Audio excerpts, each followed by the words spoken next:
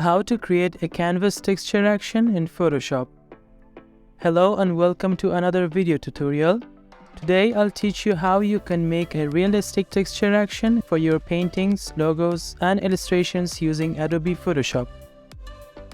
Also, I'll be teaching you how you can record, import, and export this action and use it to help you save time in your projects. The final Photoshop action will be provided at the end of this video.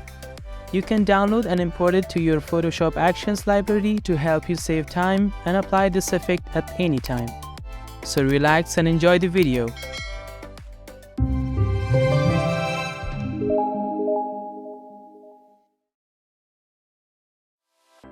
Create a new document at 4000 by 3000 pixels with a resolution of 300 pixels. First, let's create an action. Go to the Actions panel and click on this folder icon to create a new set.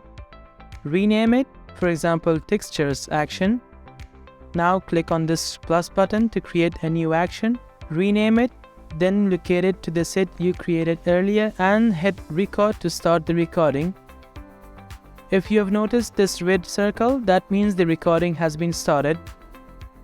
Duplicate the current layer by dragging it to the plus icon and rename it to Canvas Effect. Go to Filters, Noise, Add Noise. Give it an amount of 30%. Make sure the distribution is set to uniform and the monochromatic option is checked. Zoom in to see the effect and hit OK to apply the noise. Now let's go to Filter Gallery. Go to the Texture folder and click on Texturize. Make sure the texture type is set to Canvas. Set the scaling to around 160%. Set the relief value to 10 and the light direction to button right. Okay, the effect is all set. Now you can go to the Actions panel and stop the recording. This action is now saved in Photoshop. You can get rid of this document right now. It's time to apply the magic to your projects. Simply open your image in Photoshop and apply this action by clicking on this play button. And this is how the magic happens.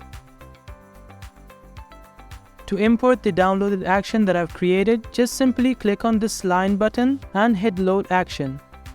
You can apply this effect to your logos, illustrations, or paintings. Also, the materials for this action is provided in the description below.